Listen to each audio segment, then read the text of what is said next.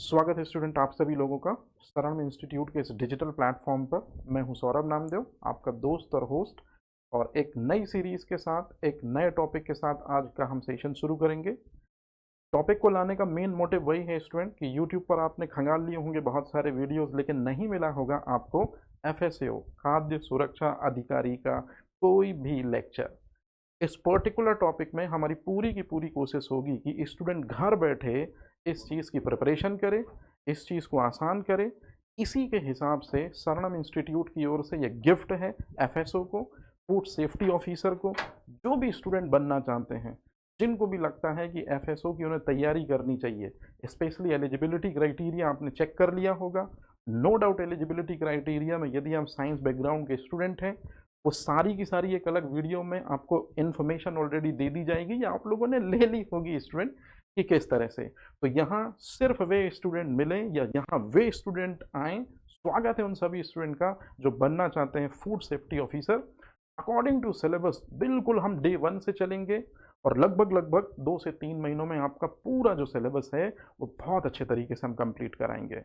तो ये गिफ्ट है स्टूडेंट शरणम इंस्टीट्यूट की ओर से आप सभी लोगों को कि फूड सेफ्टी ऑफिसर का जो पूरा का पूरा सिलेबस उन्होंने दिया है पेपर 1 50 मार्क्स का, उसे भी हम कंप्लीट कराएंगे। लेकिन हमारा मेन फोकस होगा स्टूडेंट वो 100 क्वेश्चंस जो सेकंड पार्ट में होंगे, जिनसे आपका सिलेक्शन का पूरा तैयार होगा बेस। तो बिना देरी किए हुए एक बार फिर से शुरुआत करते हैं बाबा महाकाल के साथ। मैं सौरभ नामदेव और बिना देरी किए हुए शुरू करते हैं आज का टॉपिक। तो स्टूडेंट जो लेक्चर मैं आपको पढ़ाऊंगा उस लेक्चर में ज़्यादातर मैं पेपर सेकंड में जो 10 यूनिट हैं साइंस वाली, जिनको हम कोर साइंस बोलेंगे आपसे, उसमें सबसे पहला जो टॉपिक है वहीं से मैं सेशन की शुरुआत करता हूं। तो एक बार फिर से मैं बता दूं कि टोटल फूड सेफ्टी ऑफिसर के पेपर सेकंड में, मैं यहाँ पर लिख भी देता हूं, पेपर जो सेकंड है, पेपर सेकंड में टोटल 10 यूनिट है स्टूडेंट। ये तो आपको पता होगा, है ना, 10 यूनिट है। तो इन 10 यूनिट में से जो सबसे पहली यूनिट है बुनियादी खाद्य विज्ञान का परिचय, इसको हम शुरू कर रहे हैं। और एक बात हमेशा याद रखिएगा कि सबसे पहले किसी भी टॉपिक को शुरू करने के पहले यदि हम सिलेबस देख लें तो 10 के 10 यूनिट का सिलेबस दिखाना दरअसल में क्या होगा, नाइंसाफ़ी होगी। तो सबसे पहले हम जो यूनिट शुरू कर रहे हैं उसका सिलेबस तो आप देख ही लें। तो शुरुआत हम यहीं से कर रहे हैं कि सबसे पहली 10 यूनिट में से जो सबसे पहली यूनिट है पेपर सेकंड की, हम वहीं से शुरू कर रहे हैं। ये रहा सिलेबस। कुछ कुछ चीज़ें मैं बेसिक इसलिए बता दूं, स्पेशली इस फॉर्म को जो या इस पोस्ट को जो फिलअप करेंगे वो पोस्ट ग्रेजुएशन के स्टूडेंट भी होंगे जिन्होंने MSc करी होगी, ग्रेजुएशन के स्टूडेंट भी होंगी जिन्होंने निश्चित रूप में UG PG भी करी होगी। लेकिन एक बात याद रखिएगा कि शुरुआत जो हम चैप्टर की करेंगे वो बिल्कुल बेसिक से करेंगे, छोटी छोटी चीज़ों से करेंगे कि बिल्कुल आपका बेसिक यदि क्लियर हो गया, छोटी छोटी चीज़ें यदि क्लियर हो गई, तो फिर निश्चित रूप में हम उस पायदान पर भी पहुंचेंगे या उस मकाम पर भी पहुंचेंगे जहां पर डीप एलिब्रेशन के साथ में हम क्वेश्चन को आगे बढ़ेंगे। तो सबसे पहले आप सिलेबस देख लीजिए कि यूनिट 1 में जो यूनिट हमको पढ़नी उसमें क्या क्या पढ़ना है। तो सबसे पहले शुरुआत करते हैं कि फूड और उसके प्रिजर्वेशन की मेथड, भोजन और उसके संरक्षण की विधियां। तो सबसे पहले यहाँ मैं जब पढ़ाना शुरू करूंगा स्टूडेंट तो मैं आपको बताऊंगा इतनी सिंपल चीज कि भोजन किसे कहते हैं, है ना। क्योंकि याद करिए इंटरव्यू में भी आप जाएंगे, 50 मार्क्स का इंटरव्यू है, और इंटरव्यू में वो ज़्यादा हवाई फायर नहीं पूछते हैं, वो आपसे पूछते हैं बेसिक इन्फॉर्मेशन। अगर बेसिक बहुत स्ट्रांग है तो निश्चित रूप में इंटरव्यू के मार्क्स गेन करने में हमें बहुत आसानी हो जाती है। मतलब हम लेवल शुरुआत में सिंपल रखेंगे, जैसे जैसे हम आगे बढ़ेंगे चीज़ों को हम क्या करते चलेंगे, कॉम्प्लिकेटेड करते चलेंगे, चीज़ों को उसी लाइन में पढ़ेंगे जिस लाइन में क्वेश्चन आने हैं। तो पहला टॉपिक आपको समझ में आ गया होगा। दूसरा टॉपिक है कि हमारा जो ट्रेडिशनल फूड है, हमारा जो परंपरागत भोजन है और उसका इम्पोर्टेंस क्या है। जैसे हम लोग आज के समय पर खाने में क्या खाते हैं स्टूडेंट, दाल खाते हैं। क्यों खाते हैं, क्या इम्पोर्टेंस है उसका। चावल खाते हैं, क्या इम्पोर्टेंस है उसका। कुछ लोग इन स्टार्ची फूड को ना खाकर मिलेट की ओर चल पड़े हैं। So why millet is necessary for in these kind of days. तो इसी तरह से जो भी पारंपरिक भोजन हम कर रहे हैं, जैसे फूड में सैलड लेते हैं, क्यों लेते हैं सैलड, क्या है उसका इंपॉर्टेंस, ये सभी हमको जानना है, ये सभी हमको पढ़ना है। इसके बाद इसी में देखिए एक और नई चीज जोड़ दी गई है, फूड फोर्टिफिकेशन। आप बिलीव करिए स्टूडेंट, आप में से कुछ लोग, मुझे मालूम है कि जो मेरी ऑडियंस है वो यूजी और पीजी लेवल पे जरूर होगी, और जो ऐसा लगता है कि एक कदम आगे रह के उनको प्रिपरेशन करनी है, तो उनके लिए पहला टॉपिक है फूड फोर्टिफिकेशन। फूड फोर्टिफिकेशन क्या है, किन किन फूड में कौन कौन से मिनरल्स, कौन कौन से न्यूट्रिएंट्स मिलाए जाते हैं, यदि आज आपने ये प्रिपेयर कर लिया तो आप बिलीव करिए इस यूनिट से जो सबसे ज़्यादा इंपॉर्टेंट क्वेश्चन बनने का है वो यहीं से है। तो ये उन लोगों को जिनको तैयारी बेहतर करनी है, नो डाउट वो हमारे साथ बिल्कुल जुड़े रहें। आप पाएंगे कि इससे बेहतर तैयारी यदि कोई दूसरा प्लेटफॉर्म कराए तो निश्चित रूप में वो उसकी इथिकल वैल्यू है, लेकिन हम भी आपको भरोसा दिलाते हैं कि अगर आप हमारे साथ में मेहनत करेंगे तो आपको हम बहुत सारे ऐसे डायमेंशन सिखाएंगे जिसके जरिए ये एफएसओ का एग्ज़ाम आपके लिए बहुत आसान हो जाएगा, बहुत ही आसान हो जाएगा। ठीक है, तो जो लोग सेल्फ से प्रिपरेशन करेंगे वो फूड फोर्टिफिकेशन को बहुत अच्छे से पढ़ेंगे, याद रखिएगा स्टूडेंट। फिर इसके बाद है भारत में उचित भोजन की चुनौतियों के पहलू, मतलब ऐसे कौन कौन से रीज़न हैं जिस वजह से भारतीयों को पूर्णतया जो संतुलित आहार है, बैलेंस डाइट है, वो नहीं मिल पा रही है। ऐसे कौन कौन सी कमी है, ऐसे कौन कौन से लूप होल हैं गवर्नमेंट की तरफ से, फार्मर की तरफ से, जो सोसाइटियां अनाजों का प्रबंधन करती हैं उनकी तरफ से, कि क्या ड्रॉबैक हैं, है ना, इनको हमको यहाँ पर पढ़ना है। इसी में एक छोटा सा टॉपिक जोड़ दिया है स्टूडेंट, मध्य प्रदेश के आदिवासी भोजन। अब ये और भी इंपॉर्टेंट है, मतलब जितने पॉइंट में इंपॉर्टेंट मैं फोकस करूंगा, याद रखिएगा स्टूडेंट, ये बहुत इंपॉर्टेंट हो जाएंगे। जैसे मध्य प्रदेश में ट्राइब्स जो हैं, आपको भी पता है कि भीली ट्राइब्स है ना, और भी बहुत सारी ट्राइब्स हैं, आपको रिस्पेक्टेबल ही जो एमपी के टीचर्स हैं इनके बारे में पढ़ाएंगे। तो एमपी में जो जो ट्राइब्स पाई जाती हैं उनका फेवरेट फूड क्या है, या वो किस तरह की चीज़ों को खाते हैं, इसके बारे में भी आपको पढ़ना होगा, इसके बारे में भी आपको पढ़ना होगा। तो मैंने 2 चैप्टर आपको मार्क कराए स्टूडेंट, इनको आपको ध्यान रखना है। तीसरा जो है, ये एक ऐसा टॉपिक है स्टूडेंट, ये जो मैं लिख रहा हूँ ये मोस्ट इम्पॉर्टेंट है आपके लिए। हालांकि ये आपका पुराना बहुत अच्छे से पढ़ा हुआ है, carbohydrate, protein, fat, vitamin, minerals, fibre, water, मतलब जितने भी न्यूट्रिएंट्स होते हैं, चाहे वो मैक्रो हो चाहे माइक्रो, है ना, मतलब आप लोगों ने कभी न कभी एक चैप्टर जरूर पढ़ा होगा पोषण, उसी के अंतर्गत कार्बोहाइड्रेट, प्रोटीन, फैट, विटामिन, इनको आपको पढ़ना होता है। लेकिन एक बात याद रखिएगा स्टूडेंट, एफएसओ में जो क्वेश्चन आएंगे इस टॉपिक से रिलेटेड, जिसको मैंने मोस्ट इंपॉर्टेंट लिखा है, तो याद रखिएगा ऐसे क्वेश्चन बिल्कुल नहीं आएंगे कि फ्रूट शुगर किसे कहते हैं।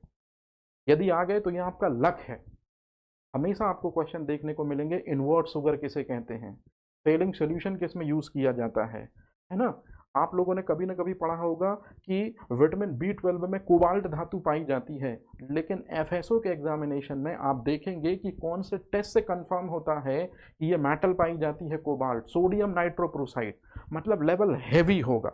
और हम भी बिल्कुल हैवी लेवल के साथ ही चलेंगे स्टूडेंट, मतलब जो न्यूट्रिशन आपने 10th और 12th में पढ़ा होगा बिल्कुल हम वही लेवल रखेंगे जो कि यूजी और पीजी में दिया जाता है एस्पिरेंट को। तो याद रखिएगा कि हम ये चीज़ें पढ़ेंगे, लेकिन थोड़ी सा क्या करेंगे, इनको थोड़ा हेवी वैल्यू के साथ पढ़ेंगे। अब इसके बाद जो अगला टॉपिक है, इस टॉपिक में अगर आप इसको देख रहे होंगे, मेटाबॉलिक पाथवे, डाइजेशन, एब्जॉर्प्शन, वो भी प्रोटीन, मतलब कुल मिला के हमको डाइजेशन सिस्टम पढ़ना है, इसमें पाचन तंत्र पढ़ना है हमको। क्लियर है यहाँ तक चीज़ें। और अब आता है सबसे इंपॉर्टेंट चीज़, कि जो टॉपिक सबसे पहले लिखा हुआ है, भोजन और उसके प्रिजर्वेशन की मेथड, भोजन और उसके संरक्षण की विधियां, दरअसल में उसी के साथ में ये सबसे लास्ट वाले टॉपिक को अटैच करना था, कि जो फूड हम खा रहे हैं, जो भोजन हम खा रहे हैं, उसकी कौन कौन सी प्रॉपर्टी हैं। और उन्होंने साफ साफ मेंशन करके दिया है कि फूड की पहले फिजिकल प्रॉपर्टी होने चाहिए, देन केमिकल प्रॉपर्टी होने चाहिए, फिर एसिडिक प्रॉपर्टी चाहिए, फिर बेसिक प्रॉपर्टी चाहिए, फिर फूड की बफर प्रॉपर्टी चाहिए, और सबसे लास्ट में केमिकल के साथ साथ में कोलाइडल प्रॉपर्टी भी चाहिए। मतलब भोजन के इन गुणों को आपको पढ़ना है स्टूडेंट। कौन कौन से गुणों को, पहला भौतिक गुण कौन से हैं, अम्लीय गुण कौन कौन से हैं, क्षारीय गुण कौन कौन से हैं, बफर कौन से हैं, फिर रसायन कौन से हैं और कोलाइडल कौन से हैं। मतलब कहने का है ये कि जो स्टूडेंट बिल्कुल न्यू कमर है, जिसको लगता है कि सिर्फ बायो बैकग्राउंड का होने से ये एग्जामिनेशन क्रैक हो जाएगा, वो थोड़ी भूल में है। क्योंकि नो डाउट सिलेबस जो उन्होंने दिया है वो सिलेबस कोर साइंस बैकग्राउंड का नहीं है। थोड़ा सा उन्होंने 10 यूनिट में इतना ज़्यादा मल्टीप्लाई किया है, ये कॉम्प्लेक्स लेवल इतना ज़्यादा एड ऑन किया है कि जिस वजह से नॉर्मल साइंस बैकग्राउंड का ना होके 360 डिग्री साइंस होनी चाहिए। क्लियर है ये चीज़? क्योंकि एक साइंस स्टूडेंट को ये सारी चीज़ें पता होंगी, लेकिन ये ट्राइब्स वगैरह ये चीज़ नहीं ऐड कर दी उन्होंने, है ना। इसी तरह से ये फूड फोर्टिफिकेशन, ये कुछ चीज़ें नहीं ऐड कर दी। तो मैं वही कह रहा हूँ कि सिलेबस को आपने देख लिया कि यूनिट 1 में ये टॉपिक है, इनको हमको पढ़ना है।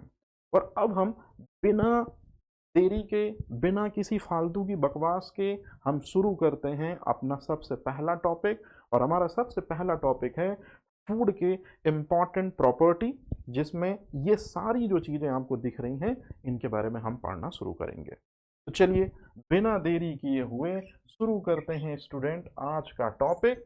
और आज के टॉपिक में हम फूड की इम्पॉर्टेंट जो प्रॉपर्टी हैं उनके बारे में पढ़ना शुरू करेंगे। चलिए तो शुरू करते हैं बाबा महाकाल के नाम से आज का टॉपिक। जैसे कि इस लेक्चर को डिज़ाइन करने का जो मेन पर्पस मैंने रखा था कि सीनियर स्टूडेंट भी बहुत अच्छे तरीके से चीज़ों को कवर कर पाएँ, और जो बिल्कुल बेसिक से स्टूडेंट प्रिपरेशन करना चाहते हैं, स्पेशली गर्ल्स, और स्पेशली वे स्टूडेंट जो रूरल एरियाज़ में रहते हैं, उस तरह से उनकी प्रिपरेशन नहीं हुई है, लेकिन उनको लगता है यदि इस एग्ज़ाम को वो क्रैक करेंगे या इस एग्ज़ाम को वो पढ़ेंगे बहुत अच्छे से तो क्रैक ईजी कर सकते हैं। तो उनके लिए बिना देरी किए हुए मैं शुरू कर रहा हूँ। सबसे पहले हम बेसिक इन्फॉर्मेशन लेंगे स्टूडेंट। बेसिक इन्फॉर्मेशन इसलिए लेंगे ताकि आपके इंटरव्यू की चीज़ें कवर हो जाएं जो 50 मार्क्स की आनी है। और जैसे ही आपका बेसिक कवर हुआ, मतलब इंटरव्यू लेवल कवर हुआ, तो फिर हम सब्जेक्टिव की तरफ चल पड़ेंगे जो क्वेश्चन हमको मिलेंगे। तो चलिए बिना देरी किए हुए हम शुरू कर रहे हैं टॉपिक को। और पहले हम बेसिक इन्फॉर्मेशन देख रहे हैं फूड से रिलेटेड। तो चलिए देखिए, सबसे पहले जब हम चैप्टर पढ़ना शुरू करते हैं तो भोजन के गुण हमसे पूछे हैं, पहले हम भोजन के बारे में ही पढ़ लेते हैं स्टूडेंट। ये फूड क्या होता है, ठीक है। तो चलिए फूड क्या होता है। अब यदि मैं आपसे पूछूं कि आपसे अगर इंटरव्यू में पूछा गया कि फूड क्या होता है, भोजन क्या होता है, तो क्या बोलेंगे आप।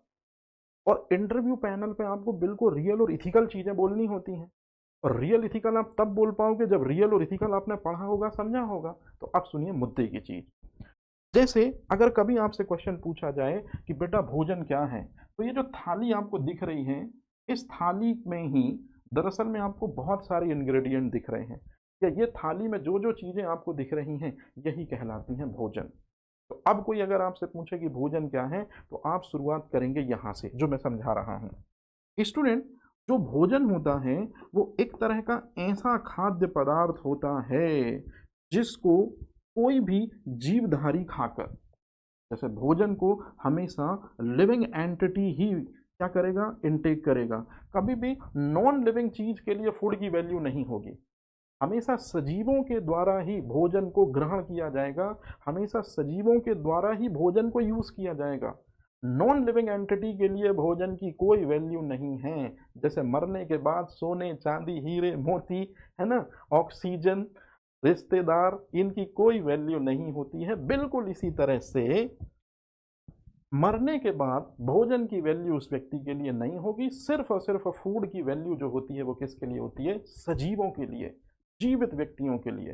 तो जब भी कोई सजीव या जब भी कोई जीवित व्यक्ति भोजन को ग्रहण करता है, तो भोजन को ग्रहण करता है, जैसे वो रोटी को ग्रहण करता है मतलब रोटी खाता है, चावल को ग्रहण करता है मतलब चावल खाता है, सब्जी को ग्रहण करता है मतलब बहुत सारे मिनरल्स, बहुत सारे विटामिन्स को अपने बॉडी के अंदर लेता है। तो भोजन को ग्रहण करने का मेन पर्पस है कि भोजन के अंदर बहुत सारे ये छुपे होते हैं स्टूडेंट। क्या छुपे होते हैं, पोषक तत्व। तो भोजन को ग्रहण करने का मतलब है कि व्यक्ति भोजन के माध्यम से अपने शरीर के अंदर पोषक तत्वों को उपलब्ध कराता है। जैसे व्यक्ति रोटी खाता है मतलब स्टार्च को अवेलेबल कराता है, व्यक्ति चावल खाता है मतलब स्टार्च को अवेलेबल कराता है, व्यक्ति दाल खाता है मतलब प्रोटीन को अवेलेबल कराता है, व्यक्ति जो है सब्जियां खाता है और सब्जियों में ही भर भर कर विटामिन और मिनरल्स होते हैं मतलब उनको अवेलेबल कराता है। मतलब भोजन वह विषय वस्तु है जिसमें ये चीज भरे होते हैं, पोषक तत्व सम्मिलित होते हैं। तो आपसे कभी भी कोई क्वेश्चन पूछे कि भोजन क्या होता है, तो भोजन की वैल्यू हमारे लिए इसलिए है स्टूडेंट क्योंकि भोजन में carbohydrate, protein, fat, vitamin, mineral ये सब भर भर कर होते हैं, मतलब पोषक तत्व समाहित होते हैं। अब जो भोजन होता है जब भी आप उसकी डेफिनेशन देंगे तो ये चीज़ जरूर बोलेंगे कि भोजन सॉलिड होता है, भोजन लिक्विड फॉर्म में भी होता है, और भोजन जो होता है वो सेमी सॉलिड फॉर्म में होता है जैसे दलिया वगैरह। तो भोजन की ये तीन व्यू जो है वो आपको याद रखनी है कि भोजन सॉलिड भी हो सकता है, लिक्विड भी हो सकता है और निश्चित रूप में सेमी सॉलिड फॉर्म में भी हो सकता है। और यदि कोई व्यक्ति, अच्छे से सुनिएगा, जैसे ये बच्चा दिख रहा है, ये बच्चा पिज्ज़ा खा रहा है, मतलब पिज्ज़ा यदि भोजन हो गया तो बच्चे के द्वारा भोजन को ग्रहण करना, इस एक्शन को, इस क्रिया को कहते हैं स्टूडेंट न्यूट्रिशन। मतलब पोषण दरअसल में एक ऐसी जैव रासायनिक क्रिया है जिसमें सजीव भोजन को ग्रहण करते हैं। मतलब आपसे लाइफ में कभी क्वेश्चन पूछा जाए कि पोषण क्या है तो आप कहेंगे किसी सजीव के द्वारा भोजन ग्रहण करने की प्रक्रिया। मैं यहां लिख देता हूं स्टूडेंट, ये इंपॉर्टेंट चीज है कि सजीव के द्वारा, किसी सजीव के द्वारा भोजन को जो ग्रहण किया जाता है, भोजन ग्रहण करने की क्रिया, जिसे हम साइंस में प्रक्रिया बोल देते हैं,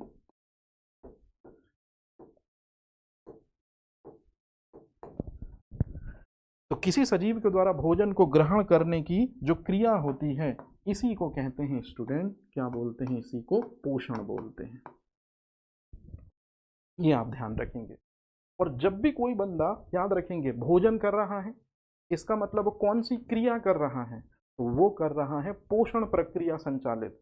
और जब भी भोजन करने पर पोषण प्रक्रिया यदि कोई व्यक्ति करता है तो वो एनर्जी प्राप्त करना चाहता है भोजन के जरिए, या भोजन के जरिए, या भोजन में छुपे हुए जो इंग्रेडिएंट होते हैं उनके जरिए अपनी ग्रोथ एंड डेवलपमेंट प्राप्त करना चाहता है।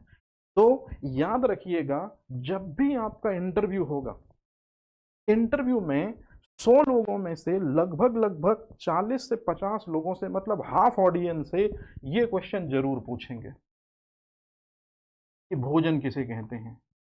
और याद रखिएगा ये जो डेफिनेशन है ये फूड एडमिनिस्ट्रेशन ऑर्गेनाइजेशन, माफी चाहता, फूड एग्रीकल्चर ऑर्गेनाइजेशन FAO के अकॉर्डिंग है। तो खाद्य एवं कृषि संगठन या खाद्य एवं कृषि अनुसंधान संगठन FAO के अनुसार जो फूड है ये उसकी डेफिनेशन है कि जो भोजन होता है उसमें पोषक तत्व समाहित होते हैं, भोजन सॉलिड, सेमी सॉलिड और लिक्विड फॉर्म में होता है, और भोजन करने का जो मेन पर्पस होता है वो पोषक तत्वों को शरीर के अंदर उपलब्ध कराना, जिससे ऊर्जा, जिससे वृद्धि, विकास और बहुत सारे शरीर की क्रियाएं जो है सुचारू रूप से चल सके। तो ये कहानी आपको याद रखनी है स्टूडेंट। अच्छा, अब यदि आपसे एग्जाम में क्वेश्चन पूछा जाएगा तो वो क्वेश्चन ये पूछा जाएगा कि भोजन किसे कहते हैं, तो भोजन किसे कहते हैं, तो जितने भी सजीव होते हैं उनके अंदर यदि वो खेल रहे हैं, यदि वो पढ़ रहे हैं, यदि वो सो रहे हैं, यदि वो गा रहे हैं, इनको कहते हैं बायोलॉजिकल प्रोसेस, इनको कहते हैं जैव रासायनिक क्रियाएं।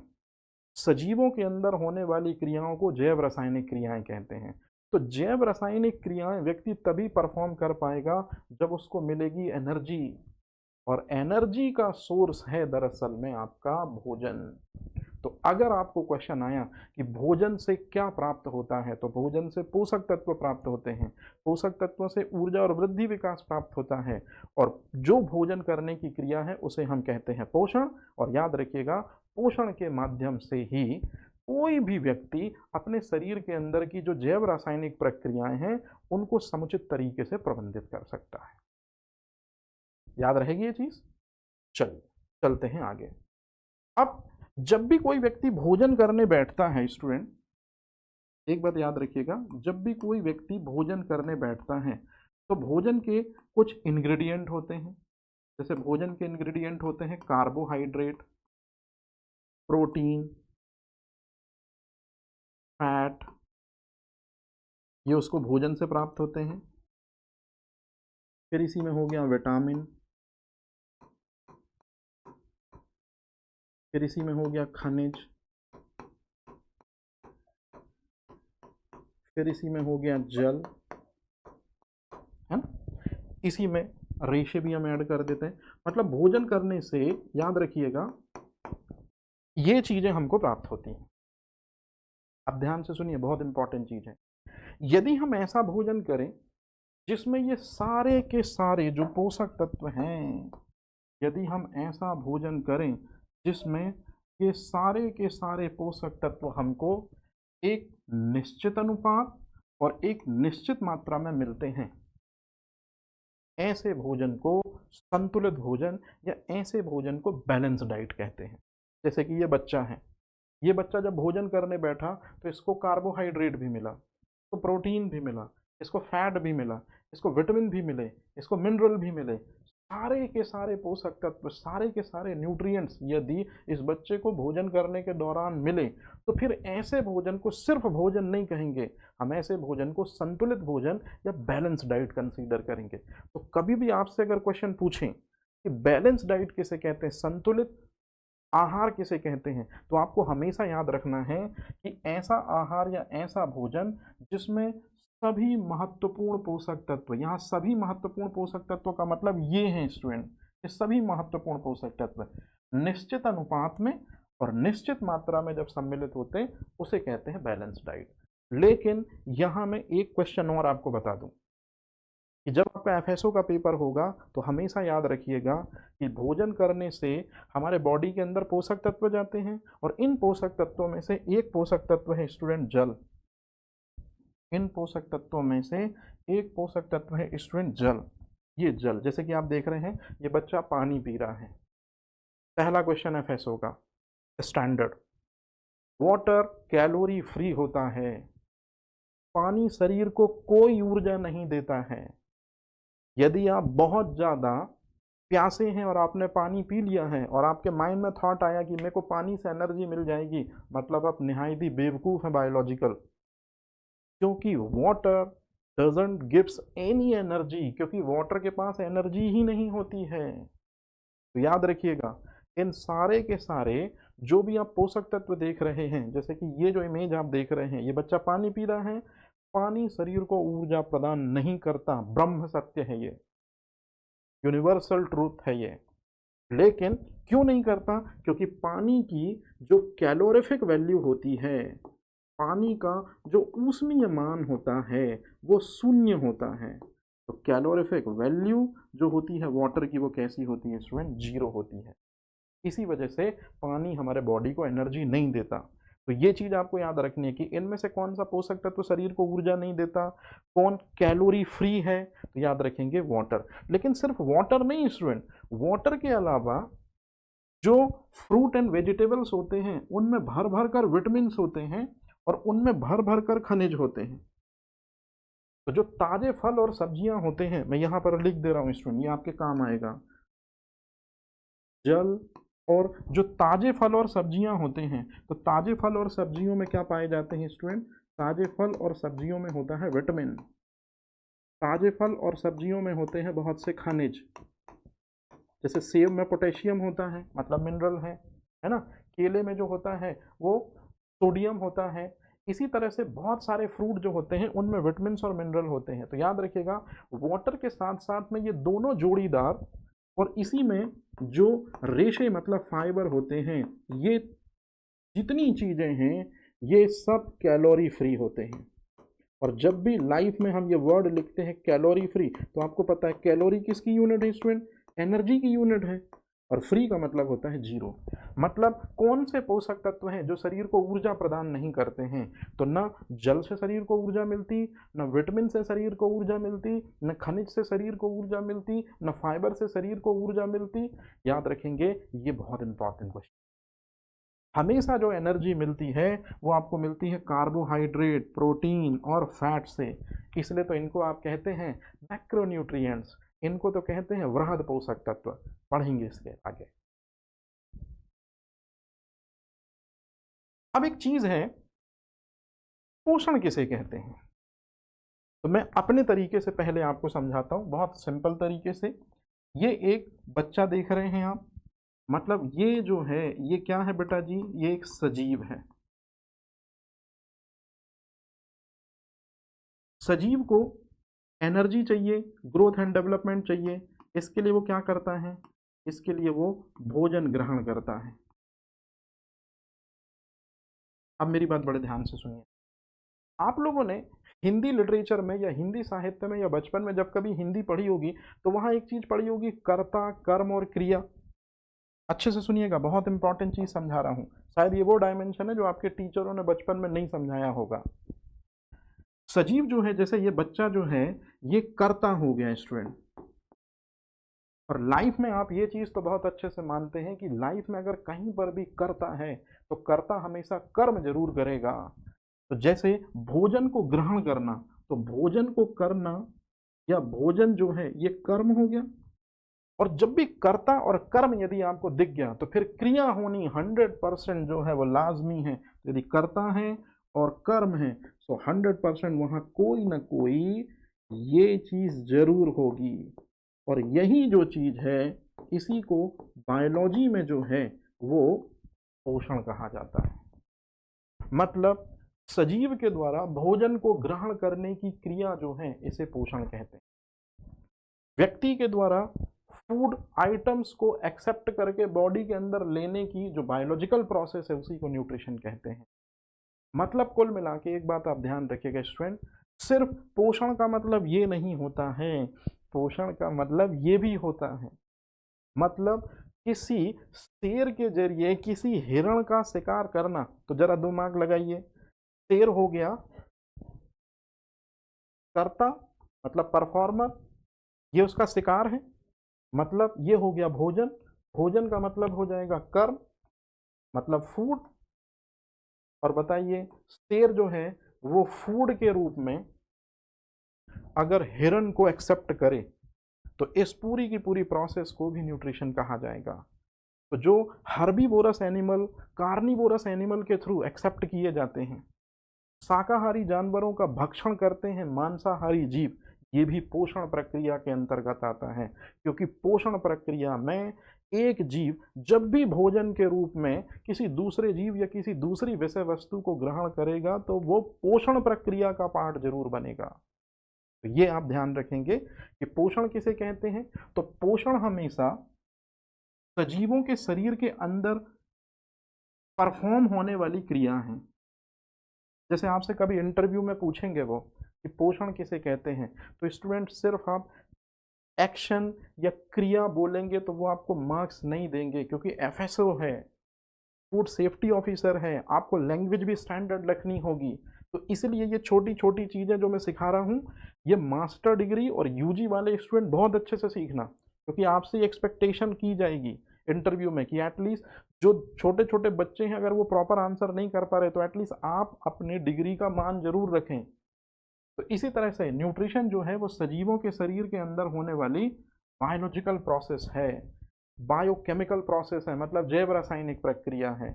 और जैव रासायनिक प्रक्रिया में सजीव जो हैं वो इस चीज को ग्रहण करेंगे। और जब भी भोजन शरीर के अंदर जाएगा तो इनडायरेक्टली वे में बहुत से न्यूट्रिएंट्स बॉडी के अंदर जाएंगे, इसको कहते हैं पोषण। तो आई थिंक ये चीजें तो आपकी ऑलरेडी क्लियर होंगी स्टूडेंट, है ना। चलिए अब यहां से शुरू करते हैं रियलिस्टिक सेशन, जिसके लिए आप मेरे पास आए हैं, जिसके कारण से हमने चैप्टर को पढ़ना शुरू किया है। क्वेश्चन आएगा कि सजीवों के शरीर के अंदर जो बायोलॉजिकल प्रोसेस है पोषण, जिसमें कोई भी जीव भोजन को ग्रहण करता है, उसमें कौन कौन सी विधियां होती हैं, या पोषण के कौन कौन से दरअसल में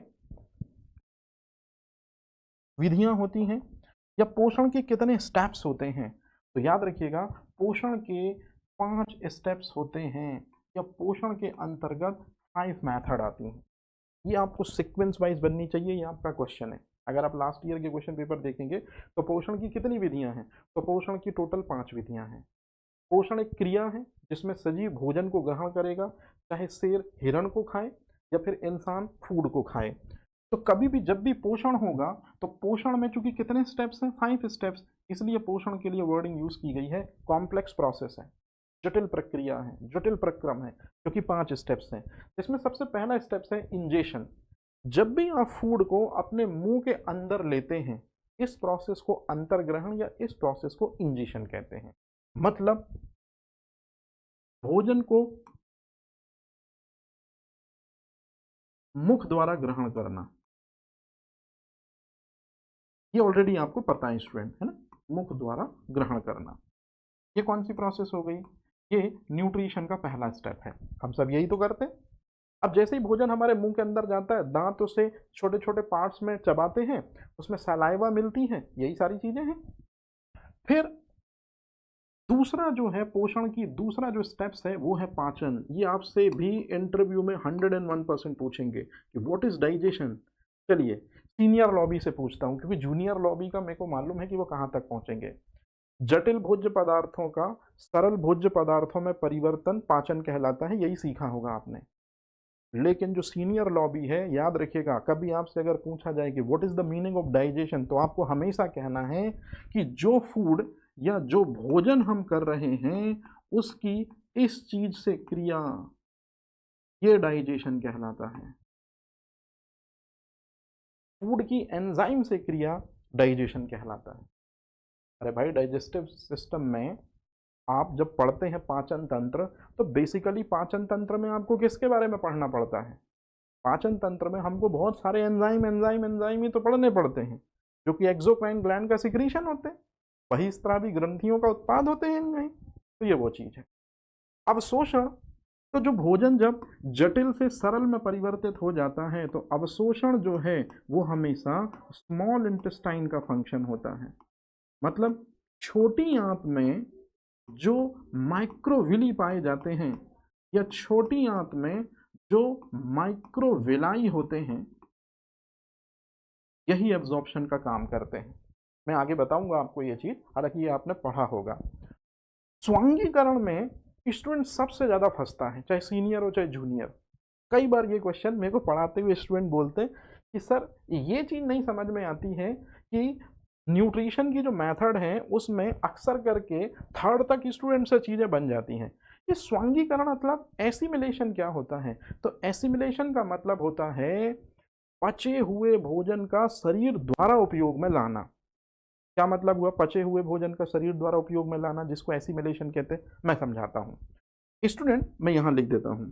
जैसे आप लोग रोटी खाते हैं, आप लोग चावल खाते हैं, रोटी और चावल में क्या होता है स्टूडेंट? स्टार्च। स्टार्च आपके शरीर के अंदर किस में टूटता है? ग्लूकोज में। याद रहेगा, ग्लूकोज का एब्जॉर्प्शन कौन करेगा? स्मॉल इंटेस्टाइन की माइक्रोविली। अब इस ग्लूकोज से माइट्रोकॉन्ड्रिया की हेल्प से, ये एमटी मतलब हो गया माइट्रोकॉन्ड्रिया, तो इस ग्लूकोज के जरिए जब ये ग्लूकोज माइट्रोकॉन्ड्रिया में पहुंचेगा तब आपको मिलेगी ऊर्जा। ये है स्टूडेंट एसिमिलेशन। ग्लूकोज के द्वारा शरीर को ऊर्जा प्रदान करवाना, इसको कहते हैं स्वांगीकरण। पचे हुए भोजन का शरीर द्वारा उपयोग में लाना, तो शरीर ने ग्लूकोज को किस रूप में उपयोग में लाया? ऊर्जा प्रदान करके। इसी तरह से आपने कोई प्रोटीन सोर्स खाया स्टूडेंट, आपने दाल वगैरह खाई, तो यदि आपने प्रोटीन का कोई सोर्स लिया है तो प्रोटीन किस में टूटा स्टूडेंट? एमिनो एसिड में टूटा। एमिनो एसिड आपके उन ऊतकों में गया जो अनरिपेयर थे, या उन ऊतकों में गया जो टूटे फूटे थे, तब आपके ऊतकों का रिपेयरिंग हो गई। और अगर किसी ऑर्गन को ग्रोथ एंड डेवलपमेंट की जरूरत थी तो वहां पहुंचे एमिनो एसिड और उन्होंने ग्रोथ एंड डेवलपमेंट कर दिया। तो प्रोटीन एमिनो एसिड में टूटता है, लेकिन बॉडी उसको यूटिलाइज करती है ग्रोथ एंड डेवलपमेंट में। इसी तरह से जो आप फैट खाते हैं स्टूडेंट, घी या तेल खाते हैं, वो टूटता है फैटी एसिड में और ग्लिसरॉल में। और फैटी एसिड और ग्लिसरॉल में टूटता है जो फैट, उसी से आपकी बॉडी मस्कुलर बनती है। और कार्बोहाइड्रेट के बाद फैट भी आपको एनर्जी प्रदान करता है। तो शरीर के द्वारा पचे हुए भोजन का अवशोषण या शरीर के द्वारा पचे हुए भोजन को शरीर द्वारा उपयोग में लेने को ही हम क्या कहते हैं, एसिमिलेशन। तो ये जो फूड है इसको बॉडी ने इस तरह से यूटिलाइज किया, इसी को एसिमिलेशन कहते हैं। और सबसे लास्ट में होता है निष्कासन। निष्कासन का मतलब होता है ऐसा भोजन या ऐसा फूड जिसकी एंजाइम से रिएक्शन नहीं हो पाई है, फिर वही स्टूल या मल के रूप में बॉडी से एलिमिनेट हो जाएगा। मतलब याद रखेंगे स्टूडेंट, जो मल बाहर निकलता है वो ऐसा फूड मटेरियल होता है जिसकी एंजाइमेटिक रिएक्शन नहीं हो पाई, या जो एंजाइमों से प्रॉपरली डाइजेस्ट नहीं हो पाया, टूट नहीं पाया, ब्रेकडाउन नहीं हो पाया। तो खैर ये सारी चीजें मैं आपको आराम से पढ़ाऊंगा।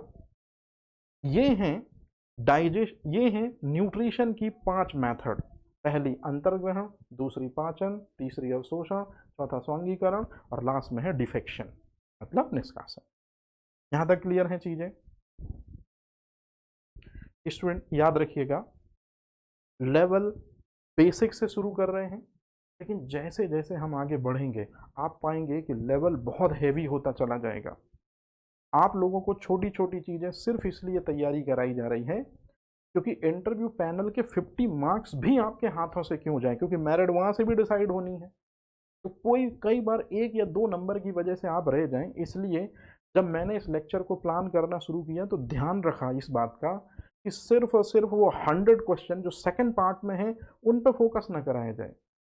उसके अलावा भी इंटरव्यू के क्वेश्चन बीच बीच में स्टूडेंट को बहुत अच्छे से प्रिपेयर करा दिए जाएं ताकि उनको कोई दिक्कत ना हो। अब अगली चीज, जो चैप्टर हम पढ़ रहे हैं स्टूडेंट, पोषण, इसका फादर किसे कहते हैं? कि फादर ऑफ न्यूट्रिशनल साइंस या पोषण विज्ञान का जनक हम किसे कहते हैं? तो एक साइंटिस्ट हैं जिनका नाम आप देख रहे हैं, जिनका इमेज, ये पेरिस और फ्रांस के हेड साइंटिस्ट हैं या मेन साइंटिस्ट हैं। इनका नाम है एंटोनी वॉन लेवोशियर। तो एंटोनी वॉन लेवोशियर ही वो व्यक्ति हैं जो कि फादर ऑफ मॉडर्न केमिस्ट्री कहे जाते हैं।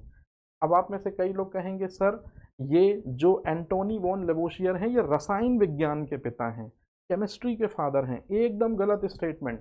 केमिस्ट्री के फादर का नाम है ज़ेबर। जेबर एक अरेबियन साइंटिस्ट है, अरब का एक यात्री है जिसने केमिस्ट्री की सबसे पहले नींव रखी थी। लेकिन फादर ऑफ मॉडर्न केमिस्ट्री जो है वो माना जाता है लेवोशियर को, मतलब आधुनिक रसायन विज्ञान का जनक जो है वो लेवोशियर को मानते हैं। अब क्यों, वो एक अलग कहानी है, अभी उस पर नहीं जाते। केमिस्ट्री वाला लेवोशियर न्यूट्रिशनल साइंस में क्या कर रहा है तो आप सुनिए अच्छे तरीके से। Power house of the cell mitochondria को कहते हैं, आपने पढ़ा होगा। क्यों कहते हैं? तो आपने ऐसा कुछ पढ़ा होगा कि माइटोकॉन्ड्रिया के अंदर ये चीज पहुंचती है स्टूडेंट, ग्लूकोज। माइटोकॉन्ड्रिया के अंदर ये चीज ऑलरेडी उसका बेसब्री से इंतजार कर रही होती है, और जैसे ही माइटोकॉन्ड्रिया के अंदर ऑक्सीजन पहुंचती है, ग्लूकोज पहुंचता है, एक साइकिल चल उठती है जिसे हम कहते हैं क्रेब्स साइकिल, या जिसे हम कहते हैं क्रेब्स चक्र। और इसी क्रेब्स चक्र के जरिए ग्लूकोज का ब्रेकडाउन होता है, CO2 और वाटर जैसे एक्सक्रीटरी सब्सटेंस बनते हैं, उत्सर्जी पदार्थ बनते हैं जिनको बॉडी की कोई नीड नहीं होती, इसलिए ये बॉडी से बाहर एलिमिनेट हो जाते हैं। और जो मेन चीज बचती है वो आपने मेरे से बेहतर पढ़ी होगी, 38 ATP एनर्जी या 673 किलो कैलोरी ऊर्जा। तो कहने का मतलब ये हुआ कि जो ये रिएक्शन जो आप हमेशा से पढ़ते हैं, ये रिएक्शन सबसे पहले एंटोनी वॉन लेवोशियर ने ही बताई थी, और उन्होंने इस रिएक्शन का नाम दिया था कि इसे ही कहते हैं ऑक्सी श्वसन। मतलब ऐसा रेस्पिरेशन, ऐसा श्वसन जिसमें ऑक्सीजन के जरिए ग्लूकोज का कंप्लीटली ब्रेकडाउन कराया जाता है, उसे ही एरोबिक रेस्पिरेशन कहते हैं। तो ये जो आप फॉर्मूला देख रहे हैं ना स्टूडेंट, ये एरोबिक रेस्पिरेशन ऑक्सी श्वसन का फॉर्मूला है। और ऑक्सी श्वसन में माइटोकॉन्ड्रिया के अंदर ग्लूकोज पहुंचती है, इसलिए ग्लूकोज को कहते हैं सेलुलर फ्यूल, मतलब कोशिकीय ईंधन, क्योंकि कोशिका के अंदर माइटोकॉन्ड्रिया में ग्लूकोज पहुंचता है और ऑक्सीजन से ब्रेकडाउन होता है। तो ग्लूकोज जब ऑक्सीजन से ब्रेक डाउन होता है माइटोकॉन्ड्रिया के अंदर, ये रिएक्शन, ये चक्र, ये एक्सक्रीटरी सब्सटेंस बनते हैं और मेन चीज ये बनती है स्टूडेंट, ये चीज। तो ये सबसे पहले फूड में से एनर्जी बनती है, इतने एटीपी, इतने किलो कैलोरी। इस महान शख्सियत ने ये स्टेटमेंट बताया था। इसी स्टेटमेंट की वजह से फादर ऑफ न्यूट्रिशनल साइंस का टाइटल हमने इनके हवाले कर दिया। जो आप बचपन से पढ़ते हैं ना, power house of the cell mitochondria को कहते हैं, वो लेवोशियर के द्वारा बताए गए स्टेटमेंट में से एक स्टेटमेंट है। तो याद रखेंगे स्टूडेंट कि ऑक्सी श्वसन के महत्व को सबसे पहले किसने समझाया, यही लाइन किसने समझाई, लेवोशियर ने। कार्बोहाइड्रेट का मेटाबॉलिज्म बोलते हैं, ये कार्बोहाइड्रेट हो गया ग्लूकोज, ऑक्सीजन से ब्रेक डाउन होना सिंपलर सब्सटेंस में, तो इसी को मेटाबॉलिज्म कहते हैं। तो कार्बोहाइड्रेट मेटाबॉलिज्म भी किसने समझाया, एंटोनी वॉन लेवोशियर। इसी वजह से एंटोनी वॉन लेवोशियर को हम क्या कहते हैं, फादर ऑफ न्यूट्रिशनल साइंस। मतलब यदि कोई आपसे पूछे कि एक प्रोसेस होती है, कभी ना कभी आपने लाइफ में सुना होगा दहन, या कभी ना कभी आपने सुना होगा श्वसन। तो दहन या श्वसन एक ऐसी प्रक्रिया है जिसमें oxygen must be necessary, oxygen हमेशा यूज होगी। तो दहन का मतलब है किसी भी चीज का जलना, जैसे माइटोकॉन्ड्रिया के अंदर ग्लूकोज जलता है ऑक्सीजन से, इसी तरह से श्वसन, तो ये एरोबिक रेस्पिरेशन है। तो दहन या श्वसन में, इग्निशन में मतलब कंबल्शन में और रेस्पिरेशन में ऑक्सीजन की नीड होती ही होती है। ये बात सबसे पहले लेवोशियर ने बताई थी। ये क्वेश्चन है स्टूडेंट आपका कि माइटोकॉन्ड्रिया को power house of the cell कहते हैं, ये बात सबसे पहले किसने बताई, एंटोनी वॉन लेवोशियर ने। और किसी भी पदार्थ के अंदर कितनी ऊष्मा छुपी होती है, इस बात को मेजर करने के लिए एक apparatus आता है जिसको हम कहते हैं कैलोरी मीटर। इसके बारे में भी सबसे पहले किसने बताया, एंटोनी वॉन लेवोशियर। तो ये भी आपके लिए क्वेश्चन है कि कैलोरी मीटर का आविष्कार किसने किया। तो याद रखेंगे कैलोरी मीटर का आविष्कार किसने किया, मतलब ऊष्मा मापी यंत्र का आविष्कार भी किसने किया था, एंटोनी वॉन लेवोशियर। अब एक ऐसी चीज पे थोड़ा सी बात करते हैं स्टूडेंट,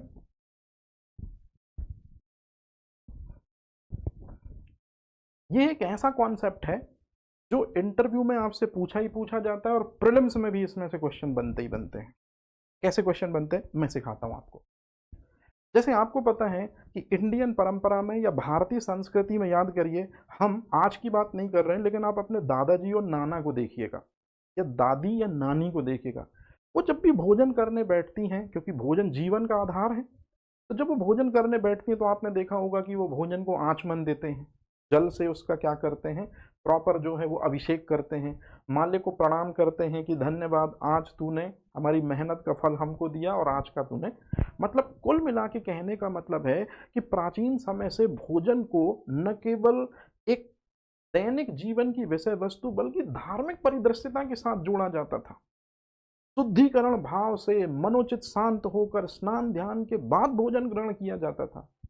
कुछ साइंटिफिक व्यू समझ में आता है आपको, बिल्कुल, क्योंकि जैसा खाओगे अन्न वैसा रहेगा मन, ये है रियलिटी। तो वो सबसे पहला साइंटिस्ट, नाम उसका मैं पहले ही आपको बता देता हूं, हिप्पोक्रेट्स। ये हिप्पोक्रेट्स वो व्यक्ति है जिसने सबसे पहले भोजन करने को पोषण विज्ञान कहा।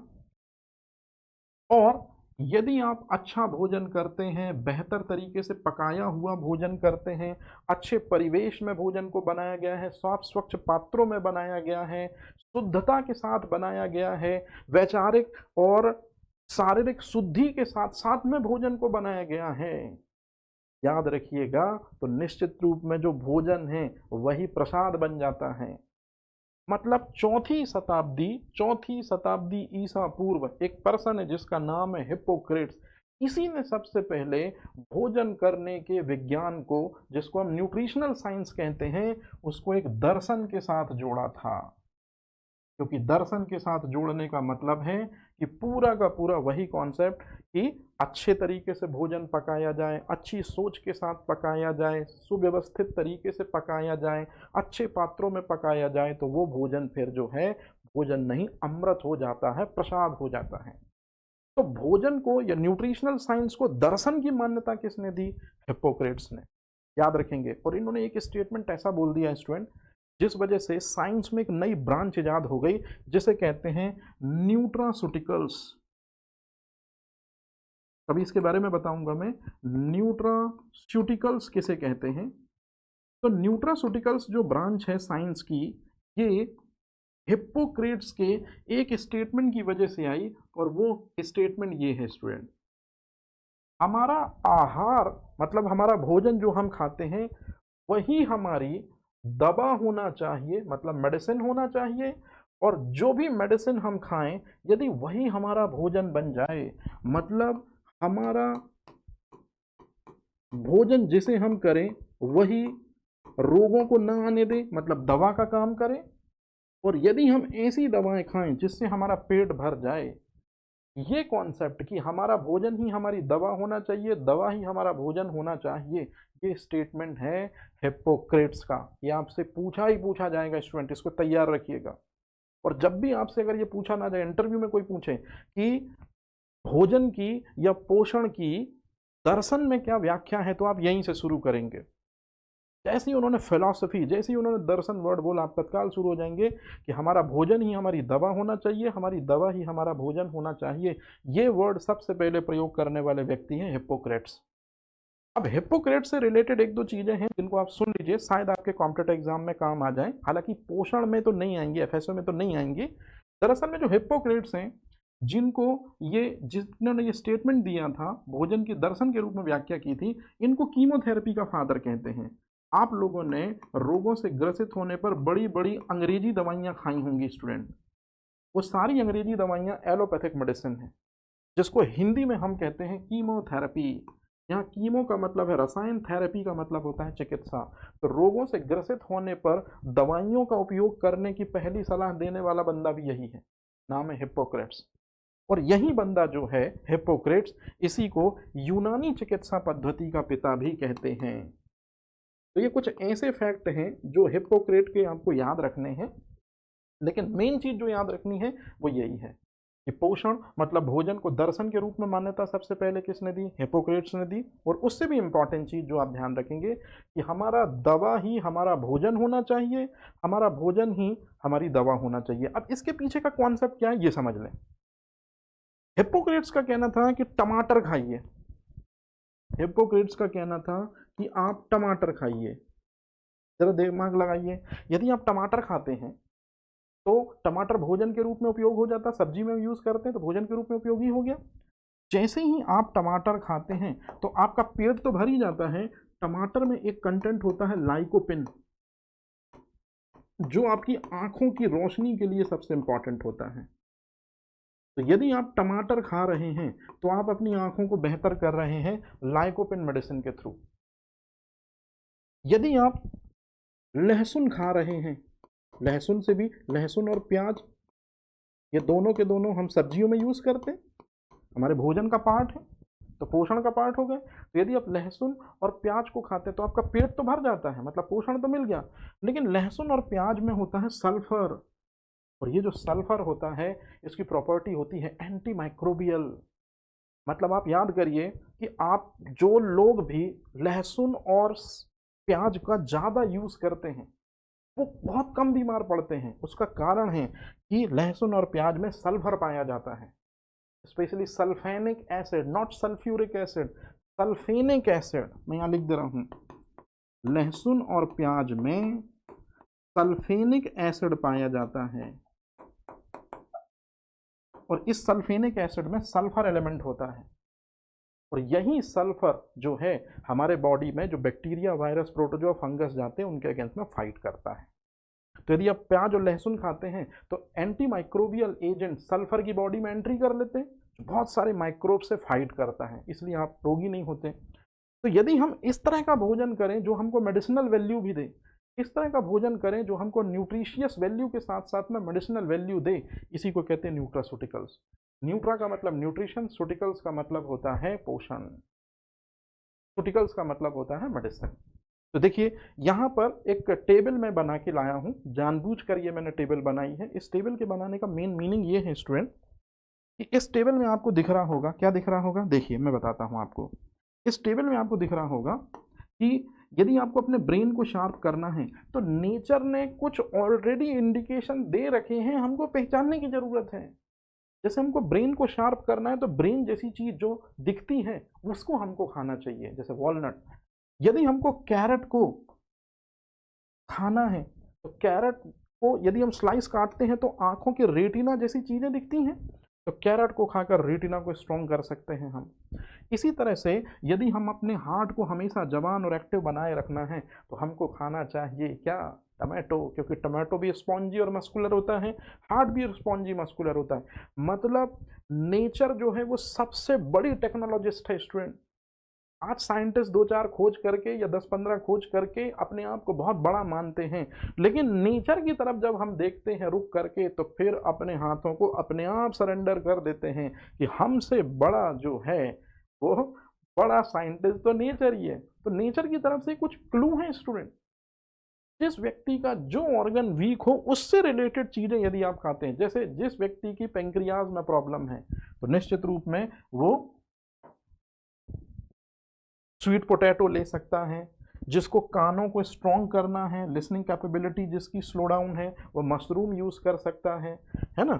जिसको ग्रैप्स वगैरह जो हैं, जैसे हमारे लंग्स में बहुत सारे एल्वियोलाई होती हैं, वायु कूपिकाएँ होती हैं अंगूर के गुच्छे जैसी, यदि आप अंगूर का या ग्रैप्स का सेवन करते हैं तो आपके लंग्स हेल्दी होते जाएंगे। मतलब हिप्पोक्रेट्स का वही कहना है कि ये जो भी आपको दिखाई दे रहे हैं फ्रूट्स, यदि रिस्पेक्टेबल फ्रूट्स आप खाएंगे तो रिस्पेक्टेबल ऑर्गन जो उन्हीं के जैसे हैं वो स्ट्रेंथफुल हो जाएंगे। और अब आता है सबसे इंपॉर्टेंट चीज, हिप्पोक्रेट के बारे में एक बात हमेशा जान लीजिए, आपको काम आएगी।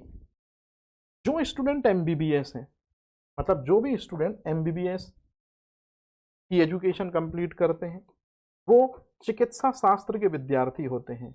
जो student B pharma D pharma पढ़ते हैं वो भी चिकित्सा शास्त्र के विद्यार्थी होते हैं।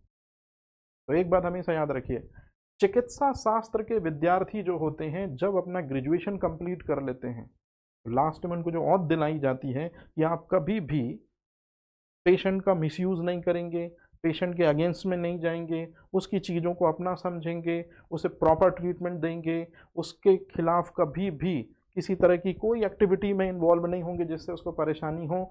ये हिप्पोक्रेटिक ऑथ है। तो हिप्पोक्रेटिक ऑथ जो मेडिकल साइंस के स्टूडेंट लेकर अपनी जीवन यात्रा, या जीवन यात्रा नहीं कमर्शियल यात्रा शुरू करते हैं, वो हिप्पोक्रेटिक ऑथ ही है स्टूडेंट। याद रखिएगा ये चीज़, ठीक है। चलिए, अब ये कुछ ऐसे क्वेश्चन हैं जिन पे आप 100% फंसते हो, इसलिए मैंने स्टार्टिंग में बिल्कुल बेसिक से शुरुआत कराया। धीरे धीरे इनके वैल्यू आपको देखने को मिलेंगे। जैसे स्टूडेंट मैं एक बात बोलूं, भारत ग्लोबल हंगर इंडेक्स में बहुत लास्ट के पायदानों पे आता है। भले ही हम एक बार ये कह दें कि हमने मंगल पर पहले ही प्रयास में सफ़र कर लिया, हमने चांद पर जो है वो साउथ पोल पर उतरने वाली पहली कंट्री बन गए, मतलब हम कितने बड़े बड़े वादे कर लें इंटरनेशनल लेवल पर अपने को दिखाने के लिए, लेकिन ज़मीनी हकीकत तो यही है कि जब ग्लोबल हंगर जैसी रिपोर्ट आती है उसमें हम देखते हैं कि 2 वक्त का खाना तक हम अपने भारतीयों को सही तरीके से नहीं करा पा रहे हैं उपलब्ध। ये है सच्चाई हमारी। ऐसा कौन सा व्यक्ति है जिसके कहने पर भारत सरकार ने न्यूट्रिशन की कमी से लोगों में जो रोग हो जाते हैं, या न्यूट्रिशन की कमी से हमारा शारीरिक स्वास्थ्य यदि कमज़ोर होने लगता है, न्यूट्रिशन की कमी से हमारे बॉडी में जो दिक्कत और परेशानी आने लगती हैं, तो ऐसी कौन सी चीज़ है या ऐसा वो कौन सा व्यक्ति है जिसके कहने से पोषण के जरिए जो जो समस्याएं आती हैं उन समस्याओं को दूर करने के लिए गवर्नमेंट ने प्रोजेक्ट चलाने शुरू किए, गवर्नमेंट ने प्रयास करने शुरू किए। तो यदि आपसे कभी भी क्वेश्चन पूछा जाए कि फादर ऑफ न्यूट्रिशनल साइंस किसे कहते हैं, पोषण विज्ञान का जनक किसे कहते हैं, तो no doubt the right answer is Antoine von Lavoisier. लेकिन जब भी आपसे पूछा जाए कि भारत में पोषण विज्ञान का जनक किसे कहते हैं, या भारत में वो कौन सा व्यक्ति है जिसकी वजह से पोषण विज्ञान इस लेवल पर डेवलप हुआ कि गवर्नमेंट ने उनकी बातें सुनी और उन्हीं की बातें सुनकर बहुत सारे कार्यक्रमों का संचालन किया, और आगे चल के उन्हीं स्वास्थ्य कार्यक्रमों की वजह से इंडिया ने न केवल नेशनल बल्कि इंटरनेशनल लेवल पर उपलब्धियां हासिल करी हैं। व्यक्ति का नाम आप देख रहे हैं स्टूडेंट, ये बहुत इंपॉर्टेंट पर्सनैलिटी है। इनका नाम है डॉक्टर कोलथर गोपालन। डॉक्टर कोलथर गोपालन वो व्यक्ति हैं जिसको भारत में न्यूट्रिशनल साइंस का फादर कहा जाता है। इंदिरा गांधी जी की कार्यकारिणी परिषद में उनके साथ हमेशा ये रहे। किस तरह से भारत के बच्चों को, भारत की महिलाओं को, भारत के वयस्क व्यक्तियों को रोगों से बचाया जाए, इनके लिए उन्होंने हमेशा इंदिरा गांधी को बीच बीच में पोषण के ज्ञान को बढ़ावा देने के लिए रिस्पेक्टेबल प्रोग्राम को शुरू कराने की कई बार वकालत की। इसमें स्टार्टिंग में उनकी इंदिरा गांधी जी से बहस भी हुई, लेकिन जब इंदिरा गांधी जी ने इस पैरामीटर को समझा कि जितना जरूरी हिंदुस्तान की आवाम के लिए स्वास्थ्य है, उससे ज़्यादा जरूरी है पोषण, और फिर उसके बाद इंदिरा गांधी जी ने अपने आप को सरेंडर किया। इनके हवाले कार्यकारिणी परिषद में इनको जगह दी कि न्यूट्रिशनल से रिलेटेड, पोषण से रिलेटेड जो जो आप काम करना चाहते हैं उससे संबंधित एक ड्राफ्ट तैयार कीजिए। भारत में जिस पोषण या जिस पोषक तत्व की कमी से जो प्रॉब्लम हिंदुस्तान के लोगों को देखने को मिल रही है, आप उसका डाटा बनाइए। सरकार पहली बार ऐसी मुहिम चलाएगी कि पोषण के जरिए स्वास्थ्य बेहतर करेगी। पहले सिर्फ और सिर्फ स्वास्थ्य को ही तवज्जो माना जाता था, लेकिन इस व्यक्ति के ऐड होने की वजह से इंडियन पॉलिटिक्स में पोषण और स्वास्थ्य दोनों एक साथ कदम मिला के आगे बढ़े। अब आप खुद ही इनके अचीवमेंट देख लीजिए, और क्वेश्चन कैसे बनेंगे मुझे अब बताने की जरूरत नहीं है। आप लोगों ने एक चीज हमेशा पढ़ी होगी स्टूडेंट कि आईसीडीएस प्रोग्राम इंदिरा गांधी जी ने शुरू कराया था साल 1975 में, एकीकृत बाल विकास सेवा कार्यक्रम। ये उस समय किसी सरकार के द्वारा चलाया गया पूरी दुनिया में सबसे बड़ा कार्यक्रम था। सबसे बड़े पैमाने पर गर्भवती महिलाओं, उनके बच्चों, जो नॉर्मल महिलाएं थीं, नॉर्मल व्यक्ति थे, जो किशोर थे, उनके स्वास्थ्य को ध्यान में रखते हुए यहाँ पर यह कार्यक्रम शुरू कराया गया था। तो साल 1975 में शुरू हुआ आईसीडीएस प्रोग्राम विश्व में सबसे बड़ा स्वास्थ्य कार्यक्रम था। मतलब इसी चीज को, एकीकृत बाल विकास सेवा कार्यक्रम को, जिसको आईसीडीएस प्रोग्राम कहते हैं, ये पोषण और स्वास्थ्य के लिए जो समर्पित कार्यक्रम था, जिनके ऊपर मैं ये वर्डिंग लिख रहा हूं, उनकी वजह से इंडिया वर्ल्ड में नंबर 1 इस प्रोग्राम का संचालन कर पाया था। याद रखिएगा, डॉक्टर कोलथर गोपालन की वजह से। ये कोलथर गोपालन वो व्यक्ति हैं जिनकी वजह से मिड डे मील प्रोजेक्ट शुरू हुआ, मध्याह्न भोजन योजना शुरू हुई, कि जो अमीर वर्ग के लोग हैं वो अपने बच्चे के टिफिन में बेहतर न्यूट्रिएंट्स, बेहतर जो पोषक तत्व हैं वो उपलब्ध करा देते हैं। लेकिन गरीब, जिसके घर में खाने की किल्लत है, 2 टाइम की पूरी तरीके से न्यूट्रिशियस वैल्यू नहीं मिल पा रही है, तो ऐसे बच्चे जिनकी परिवार ने जवाबदारी नहीं ली, उनको पोषण संबंधी जवाबदारी गवर्नमेंट ने ली मिड डे मील प्रोग्राम से।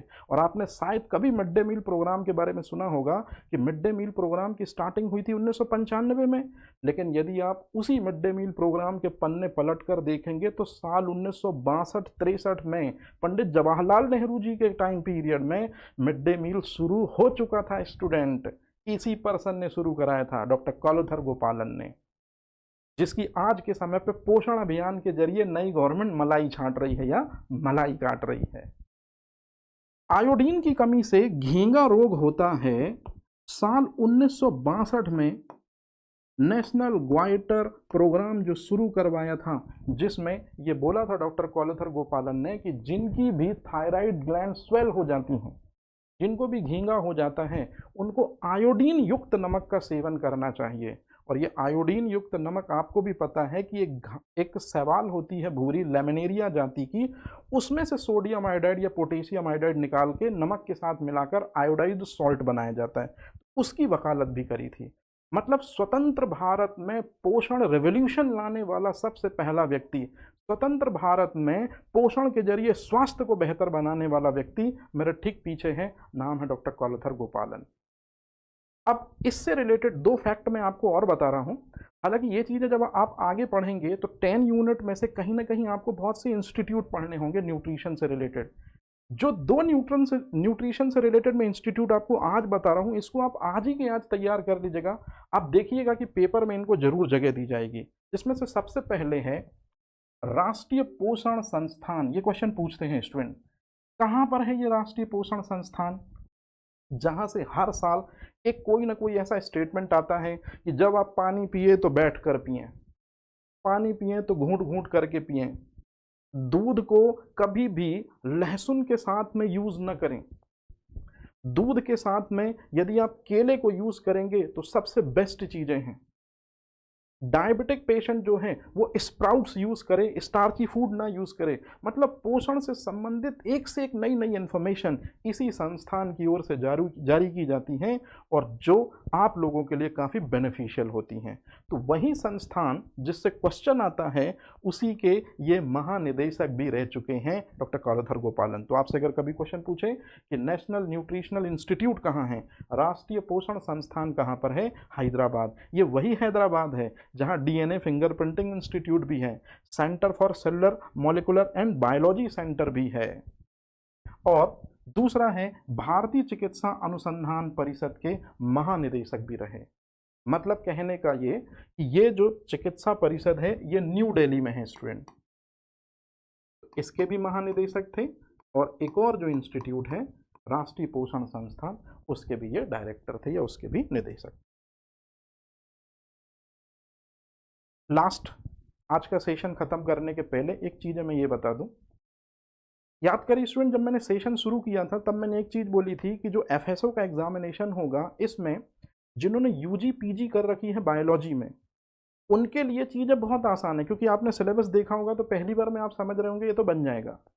लेकिन असल मायने में जब एग्जाम लेगा तब आपको वो इस तरह के क्वेश्चन देखेगा, और जब इस तरह के क्वेश्चन देगा तो फिर कहीं आपका सिलेक्शन पीछे ना रह जाए। इसलिए हमने पूरी कोशिश करी है कि फूड रिलेटेड जितने भी डायमेंशन हो सकते हैं, पोषण विज्ञान के जितने आयाम हो सकते हैं, सब आपको टच कराए जाएं। फिर ये आपकी रिस्पॉन्सिबिलिटी, या आप इसको इनटेक करते हैं या आप इसको जो है वो छोड़ देते हैं। जैसे आप जो पोषण पढ़ रहे हैं तो एटलीस्ट इतना तो पता होना चाहिए स्टूडेंट कि पोषण दिवस कब मनाते हैं या न्यूट्रिशनल डे कब मनाते हैं। तो साल 1982 से, अच्छे से सुनिए मेरी बात, साल 1982 इंदिरा गांधी जी का टाइम पीरियड चल रहा है। पोषण के महत्व को बढ़ावा देने के लिए, पोषण के जरिए स्वास्थ्य को बेहतर करने के लिए पूरा एक डे ही बना दिया गया, और वो था 1 सितंबर। तो 1 सितंबर 1982 से शुरू किया गया स्टूडेंट राष्ट्रीय पोषण दिवस इंदिरा गांधी जी के टाइम पीरियड पे। लेकिन जैसे जैसे ग्लोबल हंगर इंडेक्स में हमारी पोजीशन पुछल्ले पायदान पर आने लगी, जैसे जैसे इंडियन लोगों में आयोडीन, आयरन है ना, कैल्शियम की कमी आने लगी, जैसे जैसे हिंदुस्तानी बच्चों में प्रोटीन की कमी से क्वासियोरकर मैरास्मस जैसी समस्याएं आने लगी, जैसे जैसे हिंदुस्तानी बच्चों में विटामिन की डेफिशिएंसी के रोग तेजी से बढ़ने लगे, गवर्नमेंट ने तत्काल न्यूट्रिशनल डे को और एलेबोरेट करते हुए न्यूट्रिशनल वीक के रूप में स्टेब्लिश किया, ताकि लोगों को पोषण के नए नए आयाम पता चले। इसलिए आया नेशनल न्यूट्रिशन वीक। 1 से 7 सितंबर तक ये मनाया जाता है, जिसमें गवर्नमेंट बहुत सारे पोषण से संबंधित योजनाओं को लोगों तक पहुंचाती है, उनको बताती है, उनका मार्गदर्शन प्रशस्त करती है। लेकिन अब कभी आपसे पूछा जाए कि भाई 2024 में, जो अभी कुछ समय पहले गया, और 1 सितंबर से 30 सितंबर, चूंकि पोषण में लगातार हिंदुस्तानियों के स्वास्थ्य में पोषण की वजह से गिरावट हो रही है, इसलिए गवर्नमेंट ने बिना देरी किए हुए 7वां राष्ट्रीय पोषण माह ही घोषित कर दिया। तो अगर आपसे क्वेश्चन पूछेंगे कि 2024 में जो राष्ट्रीय पोषण माह मना 1 से 30 सितंबर, मतलब सितंबर का पूरा महीना जो है वो न्यूट्रिशन के नाम रहा, ये कब से शुरू हुआ? तो याद रखिएगा 2024 में ये 7वां राष्ट्रीय पोषण माह रहा। और ये तीनों चीजें इसी तरह आपसे पूछी जाएंगी। जैसे अभी कुछ समय पहले आपने देखा होगा स्टूडेंट, उज्जैन में एक महाकाल कॉरिडोर में प्रसादम जो है ना, प्योर हाइजीनिक जो है उसको स्टार्ट किया गया। तो इसी तरह के जो क्वेश्चन है करंट अफेयर से रिलेटेड या इसी तरह की योजनाओं से रिलेटेड छोटी छोटी चीजें भी मैं आपको बताऊंगा, और आप देखिएगा कि ये चीज़ें आपके पेपर में काफ़ी हद तक भले ना आए लेकिन इंटरव्यू पैनल पे भी बेनिफिशियल साबित होंगी, और एटलीस्ट कुछ नहीं तो कम से कम आपका नॉलेज जो है वो ज़रूर एक्सपांड होगा। तो आज का सेशन हम यहीं रहने देते हैं, यहीं तक इसको क्लोज करते हैं। अब इसके बाद जब हम कल मिलेंगे तो कल मैं आपको इसके बाद रियल टॉपिक पर आ जाऊंगा, या कुछ चीज़ें छोटी सी और बची हैं तो ये मैं आपको कल यहाँ से, जैसे हमारा पोषक तत्व और इसका डिवीजन, ये हमको पढ़ना ही पढ़ना है। तो एक बार जैसा आपने रिस्पेक्टेबल अपने टीचर से 10, 12, ग्रेजुएशन, पोस्ट ग्रेजुएशन में पढ़ा है, वैसे ही मैं पढ़ाऊंगा, लेकिन ध्यान में ये रखूंगा कि क्वेश्चन कैसे बनेंगे इसको मैं बताऊंगा कल। तो उम्मीद करता हूं कि आज का सेशन यदि आपने यहाँ तक देखा है, आपको समझ में आया है, तो आप निश्चित रूप में इस सेशन को दूसरों तक शेयर करें। और अगर आप शेयर नहीं कर सकते हैं, आपको लगता है, तो बस आप एक लाइक दे दें, इसी में हमारा काम हो जाएगा। और इसी तरह के और इन्फॉर्मेटिव वीडियो के लिए लगातार क्लासें बनी रहेंगी, नोट्स हमेशा अवेलेबल रहेंगे। किसी तरह की कोई प्रॉब्लम हो, कोई क्वेरी हो एफएसएस से रिलेटेड, ये एक नंबर स्क्रीन पर आपको शो हो रहा होगा, हर स्लाइड में मैंने डाला है, इसी वजह से इसको बिल्कुल आप कर सकते हैं। 24/7 आवर अवेलेबल है, लेकिन आप सब पढ़े लिखे व्यक्तित्व हैं, दिन में ही यूटिलाइजेशन करें, रात में भी सोना होता है, क्योंकि हम इंसान है स्टूडेंट, मशीन नहीं। और ये एक इम्पॉर्टेंट इन्फॉर्मेशन, हिंदी मीडियम में पढ़ा जरूर रहा हूँ, लेकिन यदि किसी इंग्लिश मीडियम एस्पिरेंट को लगता है कि उसको नोट्स चाहिए हैं, जिस तरह से हम चल रहे हैं एज इट इज़, वो भी अवेलेबल हो जाएंगे। तो यदि आपको किसी भी तरीके की कोई भी मदद चाहिए, कोई भी सपोर्ट चाहिए एफएसओ के लिए, फूड सेफ्टी ऑफिसर के लिए, आप कांटेक्ट कर सकते हैं शरणम इंस्टीट्यूट। मैं सौरभ नामदेव यहीं करता हूँ लेक्चर को ख़त्म। Thank you very much. Dot.